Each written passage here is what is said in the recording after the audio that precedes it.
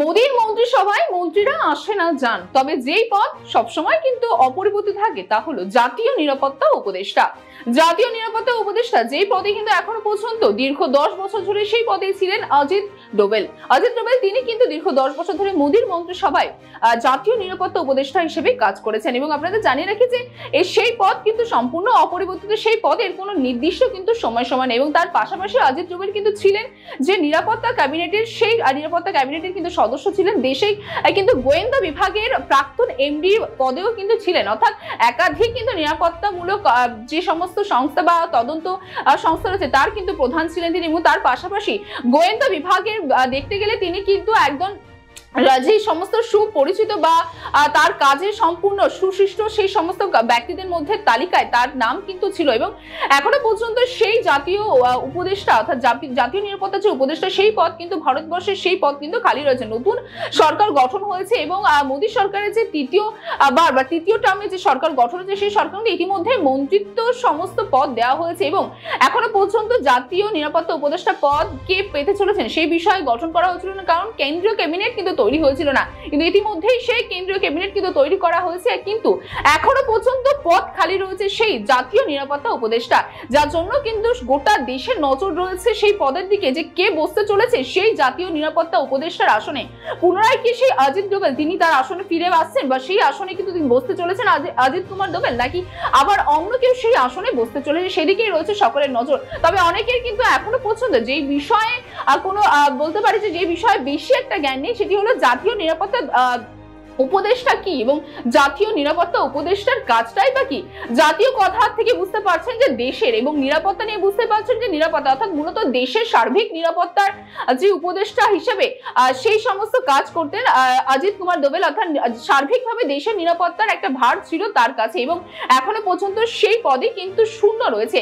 এবং তার পাশাপাশি আপনাকে জানিয়ে রাখি যে সমস্ত অর্থাৎ গোয়েন্দা বিভাগ সংস্থা রয়েছে, যেমন রয়েছে, ইন্টেলিজেন্স ব্যুরো রয়েছে, এনটিআর রয়েছে, মিলিটারি ইন্টেলিজেন্স রয়েছে, ডিফেন্স ইন্টেলিজেন্স রয়েছে এবং তার কাছে পাশাপাশি যে সমস্ত গোয়েন্দা যে সংস্থাগুলো রয়েছে সেই সংস্থাগুলো থেকে কিন্তু রীতিমতো তাদের কাছ থেকে আপডেট নিতে থাকা এবং তার কাছ থেকে যে নোটিশ বা তার কাছ থেকে দেশের নিরাপত্তা নিয়ে কিন্তু নিরাপত্তা যে রিপোর্ট সেই রিপোর্ট কিন্তু তার কাছে থাকতো। অর্থাৎ তার পাশাপাশি প্রধানমন্ত্রী নরেন্দ্র মোদীকে দেশের বাহ্যিক এবং দেশের অভ্যন্তরীণ বিভিন্ন সংশ্লিষ্ট বিষয়ে কিন্তু তার নীতি নিতেন প্রধানমন্ত্রী, অর্থাৎ বিভিন্ন দায়িত্ব ছিল কিন্তু এই জাতীয় নিরাপত্তা উপদেষ্টার উপর। এবং তার পাশাপাশি জানিয়ে রাখি যে অজিত কুমার ডোভাল তিনি কিন্তু দেশের নিরাপত্তা এই কাউন্সিলের প্রধানও ছিলেন যখন তিনি এই পদে ছিলেন। ইতিমধ্যে যেই পদের মেয়াদ কিন্তু তার শেষ হয়েছে এবং তার পাশাপাশি তিনি তার যে সেক্রেটারি ছিল সেই সেক্রেটারির মধ্যে কিন্তু 3 জন ডেপুটিও ছিল এবং তার পাশাপাশি তিনি একটি বিশেষ যে নীতি নির্ধারণ বা বিশেষ ভাবে বলতে পারি যে নীতি নির্ধারক যে কমিটি সেই কমিটির তিনি সদস্য ছিলেন, যেই সদস্যের মধ্যে কিন্তু 3 জন সেনার প্রধান থাকতো,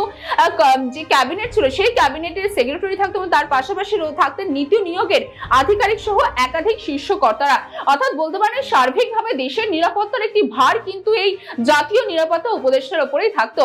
তবে অজিত ডোভাল কেই বা ছিলেন এবং অজিত ডোভালের কি গুরুত্বপূর্ণ, কারণ এর পদে এখন পর্যন্ত কে বসবে সেদিকে নজর সকলের রয়েছে, কিন্তু অনেকেই আবার অজিত কুমার ডোভালের সম্পর্কে বেশি সেই বিষয়ে কিন্তু তাদের বেশি একটা জানা নেই। আপনাদের জানিয়ে রাখি যে 1968 বয়সের কেরল ক্যাডারের কিন্তু আইপিএস অফিসার অজিত ডোভাল এবং দীর্ঘ 10 বছর ধরে কিন্তু তিনি এই জাতীয় নিরাপত্তা উপদেষ্টা হিসেবে কাজ করেছেন। বলতে পারি সব থেকে বেশি দীর্ঘ সময় কিন্তু তিনি এই নিরাপত্তা অর্থাৎ জাতীয় নিরাপত্তা উপদেষ্টা হিসেবে কাজ করেছেন এবং তারপরে কিন্তু কার নাম আসবে সেদিকে নজর সকলের রয়েছে। কিন্তু তার পাশাপাশি আপনাদের এটাও জানিয়ে রাখি যে যেমনটা বললাম যে মন্ত্রীর কিন্তু পরিবর্তন হয়, কিন্তু এই যে পদ সেই পদের কিন্তু মোদীর মন্ত্রিসভায় কোনো পরিবর্তন হয়নি। যেমনটা দেখেছিলাম আমরা 2014 সালে ক্ষমতায় আসার পরে কিন্তু এই জাতীয় নিরাপত্তা উপদেষ্টার যেই পদ সেই পদ কিন্তু দেওয়া হয়েছিল অজিত কুমার ডোভালকে এবং 2019 সালে আবারও কিন্তু ক্ষমতায় আসার পর 5 জুন তাকে আবার সেই তার পুরনো পদে ফিরিয়ে দেওয়া হয়।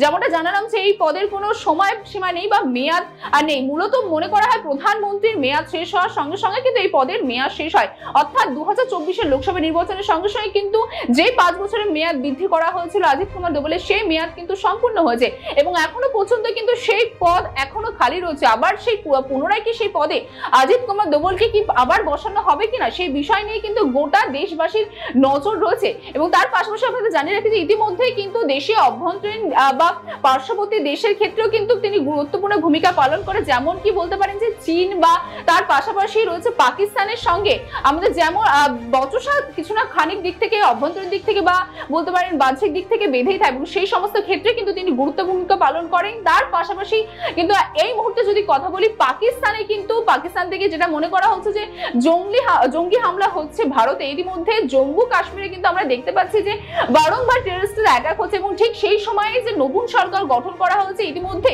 3 বার কিন্তু টেররিস্ট অ্যাটাক হয়ে গেছে। সেই সময় এখনো পর্যন্ত দেশের সেই জাতীয় নিরাপত্তা উপদেষ্টার পদ কিন্তু এখনো খালি রয়েছে।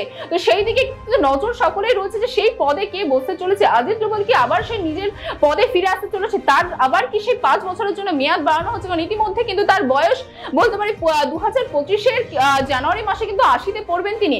তবে কি বয়সগত কারণে কি তাকে কি তার সেই পদ ফিরিয়ে নাও দিতে পারে, বা সেই আসনে কে বসতে চলেছে সেদিকে নজর আমাদেরও থাকবে।